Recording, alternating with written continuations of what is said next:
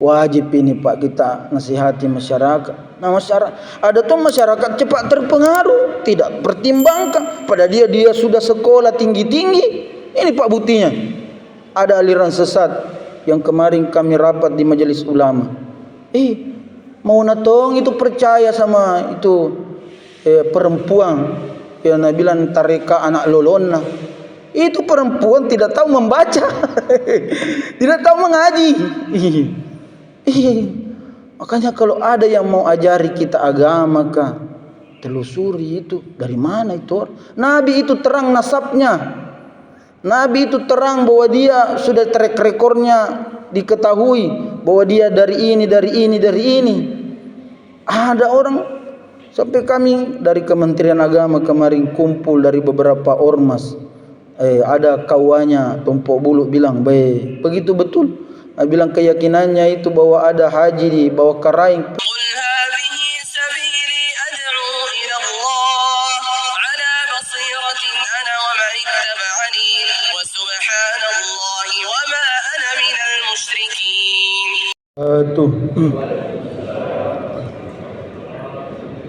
Alhamdulillahi Rabbil Alamin Al-Qail fi kitabihil karim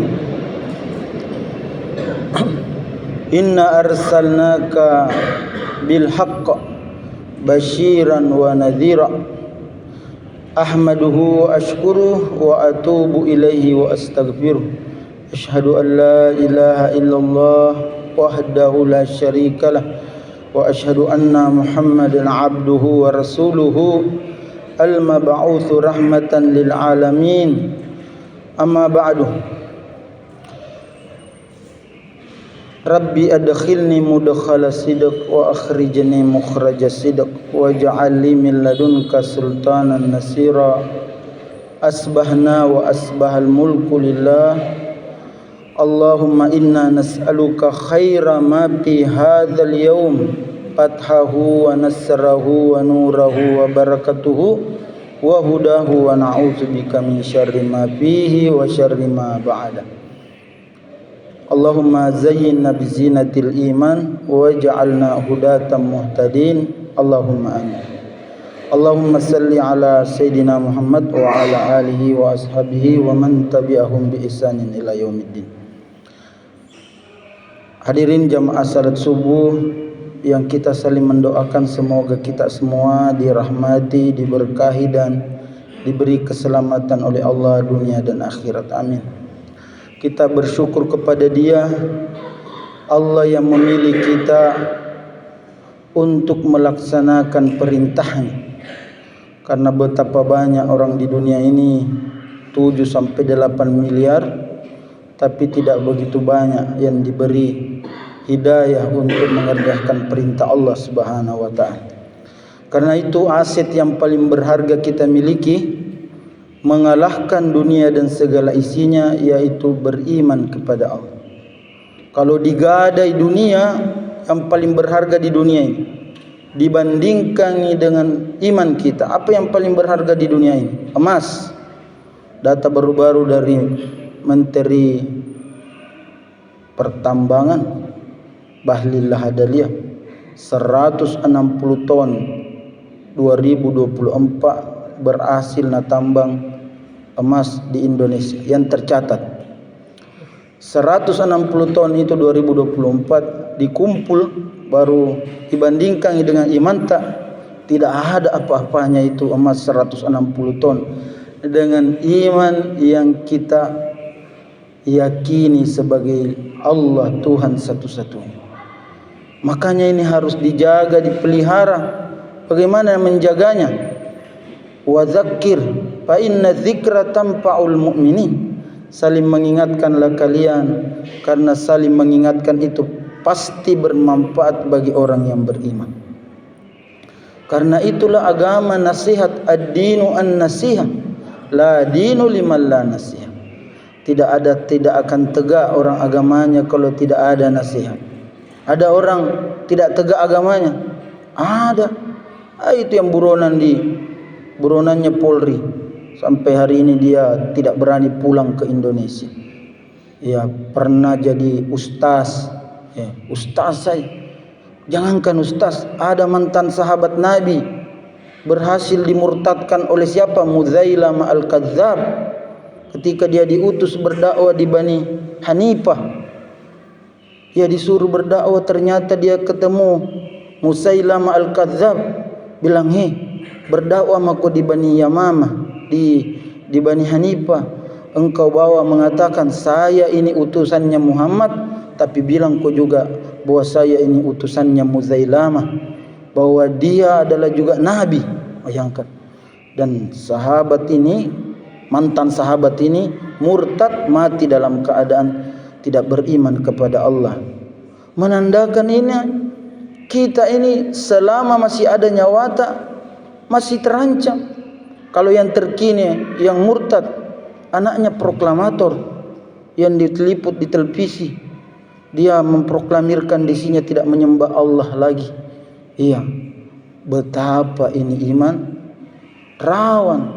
Sehingga itu tidak boleh kita benci nasihat, tidak boleh kita benci dakwah. Apa sebabnya Fir'aun tidak dapat petunjuk? Karena dia benci dakwah, benci nasihat, menyombongkan dirinya.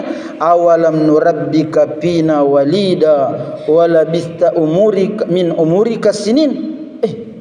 Bukankah kau saya yang pelihara kok, Musa? Awalam nurabbika fina walida walabista umurika sinin. Engkau habiskan umurmu berapa tahun sama saya. Maka dia tidak dapat hidayah. Pada Allah Maha Pemurah Penyayang padanya, tidak langsung dibunuh Fir'aun. Dia didakwai dengan dua sosok nabi. Ketika kewalahan Musa berdakwah, dia minta kakaknya. Jadi Harun itu adalah kakaknya Musa. Iya. Waziran min ahli Haruna akhi.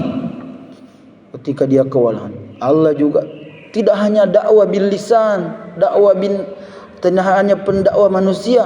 Allah utus dakwah dengan apa? Fa arsalna alaihimut tufan wal jarada wal kummala wad dafadiya wad dama ayatim mufassalat. Kami kirim kepada mereka. Arsalna, itu arsalna, coba mikir, rasul kan juga utusan. Angin topan yang menghantam bangunan-bangunan tanamannya itu adalah dakwah juga. Taufan, inilah juga yang menginspirasi pertempuran di Palestina sampai hari ini disebut Taufanul Aqsa. Iya, ini ayatnya dalam surah Al-A'raf. Kami hantam mereka dengan angin topan, kutu, ya, wal jarada wal kumala wad dafadiyah, ya, kata ayatim mufassalat, sebagai ayat nasihat yang rinci, tapi dia menyombongkan diri. Sehingga itulah jamaah, tidak pernah seorang mendengarkan nasihat, pasti dia beruntung. Coba mikir, ketika dia mau melintasi jalan ke selatan, ada orang yang pernah ke selatan jalan itu, jangan kau lewat di sana, barusan longsor di situ, iya, jatuh bebatuan tebing. Kalau kau lewat di sana, bisa saja kau terkena longsoran berikutnya. Orang yang mendengar nasihat, oh tidak jadi kapal lewat di situ. Orang kedua, jangan kau lewat di sana, kau nanti dapat longsor, kau nanti mati. Dia tidak peduli nasihat, dan dia tertimpa reruntuhan gunung tebing dan dia mati. Begitulah yang namanya wadzakir fa inna dzikra tanfa'ul mu'min. Olehnya itu malam ini kami memberi dua muatannya nasihat. Karena Nabi itu dua juga muatan nasihatnya. Apa? Ya, inna arsalnaka bil haqq, kami utus kepadamu sebagai kebenaran, basyiran wa nadhira, sebagai pemberi motivasi. Jadi hari ini saya berikan ki motivasi subuh ini, subuh yang tidak macekloki di kantor, subuh yang mungkin kalau sudah pulang ki di rumah ini dicari bantal tak, ya. Subuh mungkin kalau pulang ki di rumah tak televisi dipencet. Tapi insyaallah saya akan berikan ki suatu yang urgen bermanfaat pada subuh hari ini. Pertama, mustahil manusia kembar dengan binatang. Nah, mana mustahilnya? Karena ada juga manusia, saya tidak tahu di mana ambil dalil dasar bahwa ada manusia kembar dengan buaya. Ini kan baru-baru ini heboh, banjir besar. Banjir besar, ada buaya ditangkap di mana? Di Antang. Pemadam kebakaran meringkusnya, tidak berdaya dia, dibawalah dia ke tempat wisata di salah satu di goa, dijadikan penarik pengunjung. Ada orang Bugis Makassar heboh di media sosial, ada kerabatnya itu buaya, tidak pernah bisa. Wallahi, mana dalilnya? Nanti kalau pulang ke di rumah tak bisa dibuka surah An-Nur ayat 45. Allah berfirman,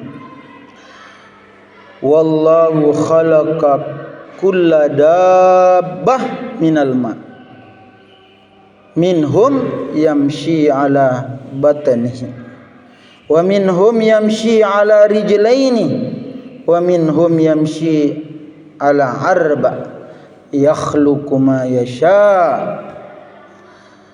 Allah menciptakan kulla dabbah, seluruh binatang, mimma, dari air. Jadi apapun namanya binatang itu, dalil paling tegas dan terang seperti terangnya matahari di siang hari bahwa dia dari air. Sementara manusia, Nabi bersabda, kullukum min bani Adam, semua kamu itu kullu itu. Ada tuh kullunya tadi itu yang surah An-Nur ayat 45. Ini juga Nabi mengatakan kullukum, seluruh kalian, min bani Adam, dari keturunannya Bani Adam. Siapapun dia, Bugis Makassar, Mandar, Takalar, Indonesia, bangsa Cina, Eropa, bangsa Arab, kullukum min bani Adam, semua kalian itu dari anak cucu Adam. Dan Nabi mempertegas, wa Adam khalaqahu min turab, dan Adam itu diciptakan dari tanah. Jadi dua jenis ciptaan Allah ini sudah berbeda dasar hukumnya. Jadi mustahil itu Bapak Ibu, orang Bugis Makassar berkembar kerabat dengan buaya. Jadi kalau ada kerabat kita yang begini keyakinannya, wajib kita sampaikan. Dan saya sebagai penyuluh di Kementerian Agama juga menjaga keselamatan kan penyuluh Kamtipmas juga saya. Karena kalau bilang kembarku ini buaya, pergi capu-capu kepalanya, itu terjadi di gua. Ini capu-capu kepalanya, bawa telur. Kenapa tidak bawa ke panti asuhan itu telur? Bawa pisang, capu-capu kepalanya, dibaleki. Nah sengugi disepai. Baru seperti kuliah itu filmnya apalagi Smackdown. Yang di atas kepalanya dibawa, diputar. Ya ada slow motionnya. Itu hebatnya Facebook, media sosial slow motion. Seperti itu kalau menjemurki orang pakaian, dibulintak-bulintak persis itu. Bayangkan langsung ini satu tangannya patah. Banyak memang pacida, siapa udah mau bayar ini? Minta rumah sakit 40 juta, BPJS tidak mau tanggung karena dia yang cari. Pergi bawa, itu betul. Pergi dibawa kerai. Ada tuh orang percaya. Hingga ini jangan mudah terpengaruh, karena Allah kasih akal, kasih telinga mendengar beberapa informasi, kasih mata melihat. Orang itu bisa dilihat keilmuan. Saya pernah mau dibilang hampir bukan bentrok. Saya mau digertak oleh pelindungnya aliran sesat di Goa. Ada dulu aliran sesat di Goa itu jual tiket di surga. Saya yang bina itu di Rutan Makassar. Masa di situ di Rutan tempat saya berdakwah, wilayah saya berdakwah. mau nagarap juga jamaah saya. Iya. Dan saya wajib memberi clearing, membersihkan otak-otak yang merusak, pikiran-pikiran yang merusak, karena saya resmi sebagai pendakwanya lapas. Datanglah dia ini, ditangkap, dimasukkan di rutan Makassar, dan di situ dia bawa itu kebiasaannya menjual tiket di surga. Iya. Karena kodon napi ditaumi napi, sebagian ada yang patah pensilnya, ada yang polo potolokna, ada yang tidak ada tintanya pulpennya. Naruh kerumuni. Persis penjual obat dikerumuni di situ di lapangannya rutan. Saya baru masuk. Nah bilang, siapa itu? Bilang, ini mi Ustaz Eka. Jangan disebut namanya karena ku rekam kini HP ku ini. Saya rekam. Akan aneh itu mi Ustaz yang jual tiket di surga. Saya dulu langsung lihat penampilannya, Pak. Lihat penampilannya, panjang kukunya, maranta satanjana. Bilang ulia mas sepo di tanah. Bilang tidak menghargai dirinya ini. Kalau kemuliaan na jual ini pasti dia berwibawa, pasti dia punya muruah. Mas sepo di tanah, panjang kukunya, banyak taina hitam, baru nampak tidak bercahaya mukanya, baru berselonjoran di tanah, baru itu kitab na anggap jalan ke surga, na simpan di tanah. Di situ sama rendahnya kakinya. Bilang ku sebentar jadi. Kuliah betul surga, tiket surga. Nak kasih begitu guys. Saya tidak ku jampangi, tapi ku jadikan bahan dakwah. Datang setelah itu ya, pekan berikutnya datang lagi ceramah. Dapat informasi bahwa dia ini keluar, kalau istilahnya orang lapas itu dibon, dibawa keluar di BAP di apa. Jadi kesempatan saya berikan penjelasan kepada jamaah di rutan Makassar. Bilang, jangan kau ada percaya itu. Saya sebut masa kau bilang itu dia penjual tiket di surga, penampilannya tidak sesuai ciri-ciri sebagai seorang dai ilallah. Kalau seorang dai, ya kentara pasti ada dia penampilannya bersih, ya pakaiannya bersih, ya ada tata keramanya. Ini tidak ada, tidak nampak sebagai orang yang meyakinkan bahwa surga dan lapas-lapas Allah tidak nak sanjung-sanjung nak agungkan Allah. Jangan percaya. Baru masa ada orang menjual tiket surga begitu, jadi saya ternyata selesai. Ini petugas waktu dia dibon tidak nalihat dibawa masuk kembali di rutan. Jadi ini YBS, nah dengar kak itu apa? Nah dengar kak di dalam rutan mengapa lagi menstigma, menyampaikan bahwa jangan percaya itu, bahwa itu mustahil dan bohong, dusta. Karena orang yang mengaku-mengaku itu begini akan ada sampai hari kiamat. Sejak Nabi hidup saja ada memang seperti Musailamah al-Kadzab, apalagi Nabi telah wafat. Jadi fenomena orang yang menyimpang di dalam agama itu akan ada sampai hari kiamat. Jadi ini jamaah salat subuh rahimakumullah, ada isu-isu begini, manusia itu mustahil, ya kembar dengan buaya, sudah klop dalilnya aku sampaikan. Ada di grup WhatsApp. Nah bilang tidak jelaskan secara ilmiah.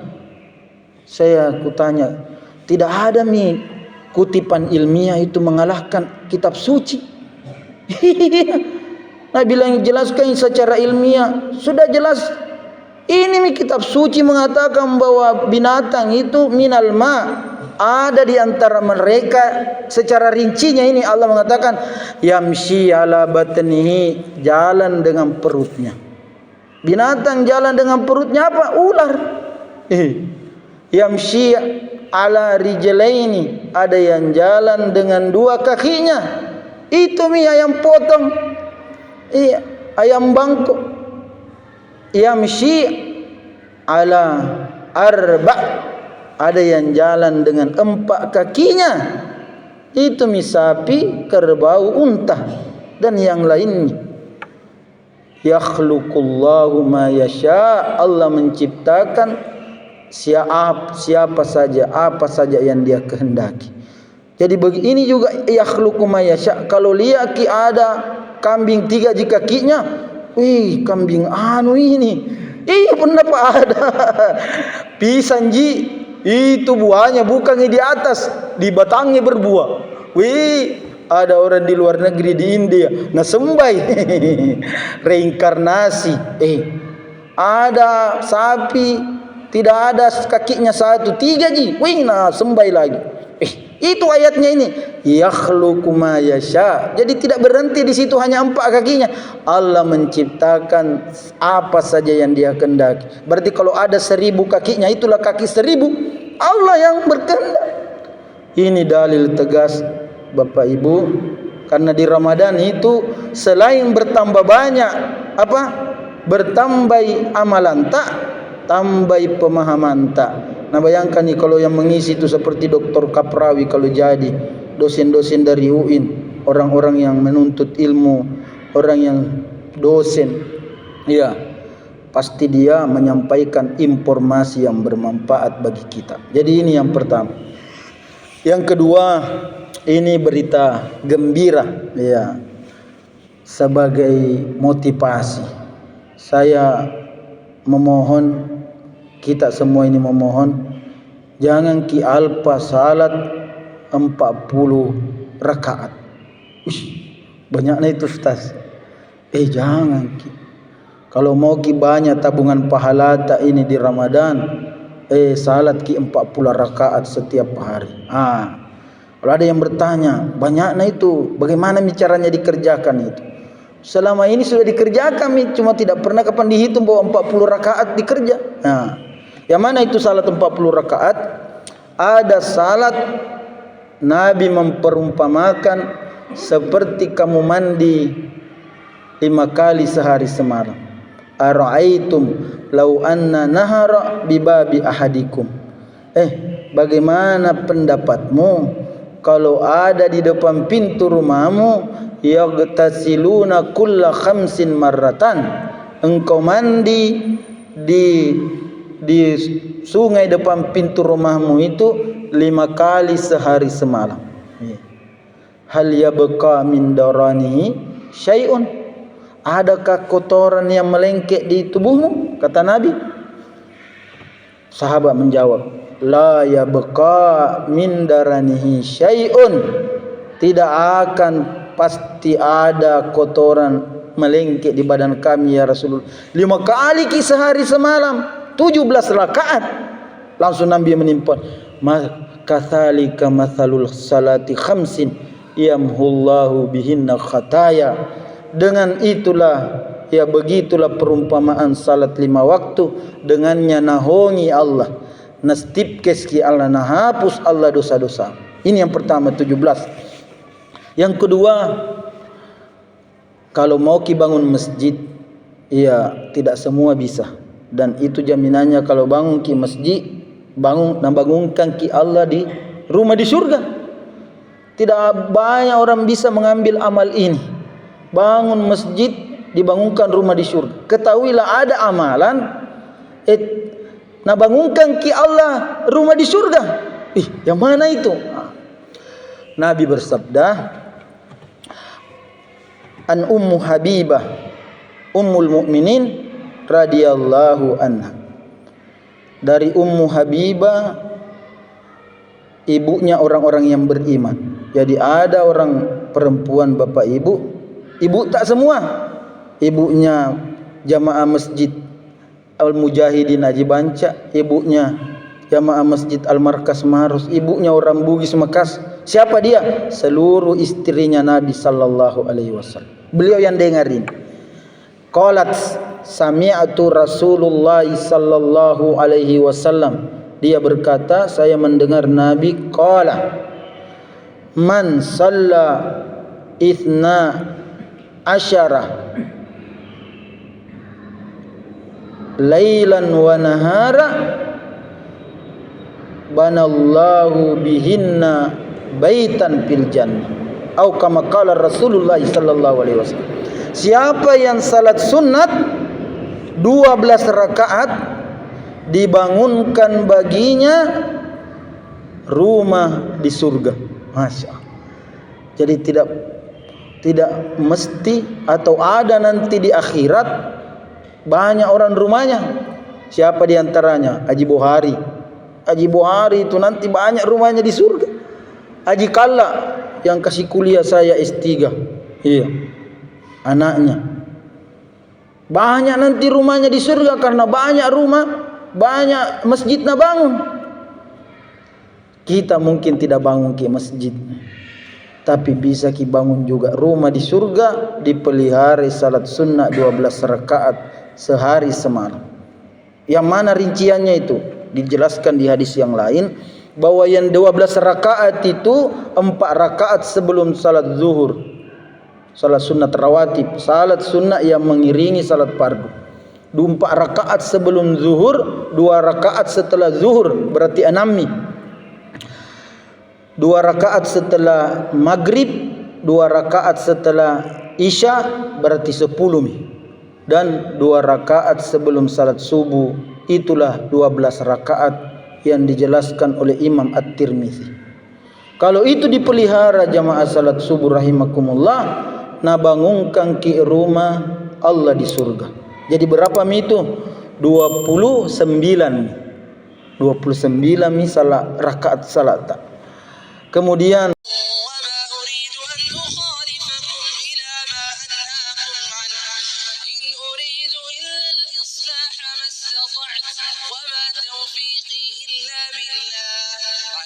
توكلت وإليه أنيب